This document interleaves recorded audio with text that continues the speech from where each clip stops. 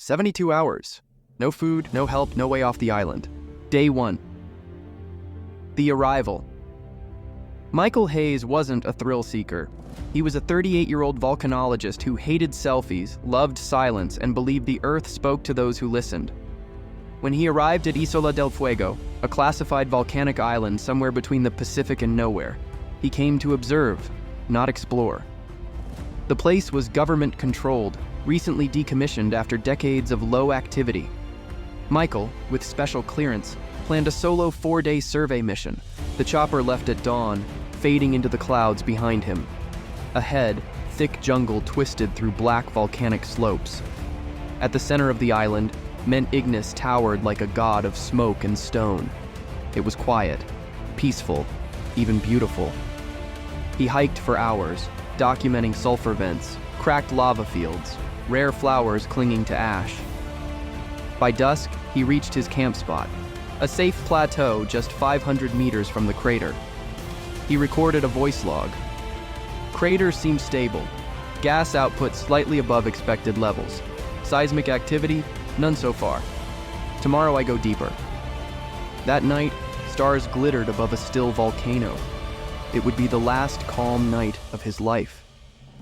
Day 2, the awakening. It began with a sound, not an explosion, not a quake, a breath, a deep, low inhale, like something buried beneath the island had just woken up. Michael jolted up in his tent. Silence. Then, a crack, distant, sharp. The earth trembled, soft but constant, like the heartbeat of something ancient. He rushed to his instruments. The seismograph needles twitched wildly. Then came the roar. A monstrous churning bellow ripped through the jungle. Birds erupted from trees. The ground split, glowing veins of lava tearing across old trails. The volcano was erupting. Michael ran, gear half-packed, face wrapped with cloth. Ash fell like rain. Every breath scorched his lungs. A wave of heat blasted down the slopes, turning trees to torchwood. He knew what was happening. This wasn't a mild event. This was a cataclysm. The main path was already gone. He couldn't go back to the helipad. He needed shelter. Fast. He stumbled into a lava tube. An old tunnel formed from a centuries-old eruption. Darkness swallowed him. The island outside raged like hell. Inside, he could only hear the thump of his heartbeat and stone groaning far above.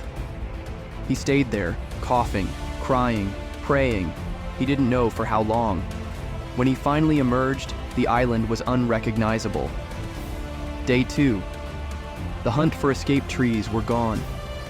Ash dunes covered the jungle. Steam rose from boiling streams. The sky was blood orange.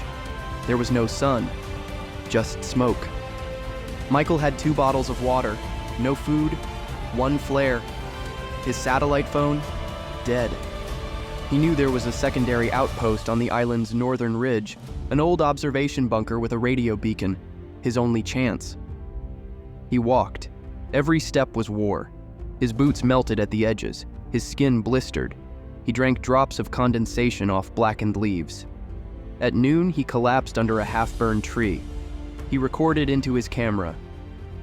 My name is Michael Hayes. This is day 2. No contact. Island is in full eruption. If someone finds this, please tell my sister I tried. He kept walking. The ground trembled again. Behind him, Mount Ignis thundered, lava pouring like blood from a broken wound. He didn't look back. Day 2, night. The cliff. As darkness fell, Michael reached a ledge, sheer drop, 30 feet. Below, steam fields, and maybe the outpost. He tied a rope from his backpack straps. Foolish, desperate. Halfway down, it snapped. He fell. Everything went black. Day 3. The hollow earth. He woke to darkness. Pain, dust in his mouth. His legs screamed, likely fractured. The flare gun was gone. His backpack lay nearby, half buried in ash. The volcano roared again, closer this time, louder, angrier. He dragged himself toward a red glow, thinking it was death. But it wasn't lava. It was light, electric, the outpost. He crawled, pulled, Every inch of him cried. At last, he slammed his fist on the steel door, sobbing. It opened. Inside, rusted metal, a broken radio, a can of water. Enough. He tried the radio. Dead. Battery corroded. But outside, on the roof, was a weather mast. He climbed the tower on one good leg, tied his signal mirror to the top, and angled it toward the clouds. Then he fired the flare. One shot. It vanished into the smoke. Day 3. The wait hours passed. The volcano grew louder. Michael lay inside, whispering nonsense into the camera.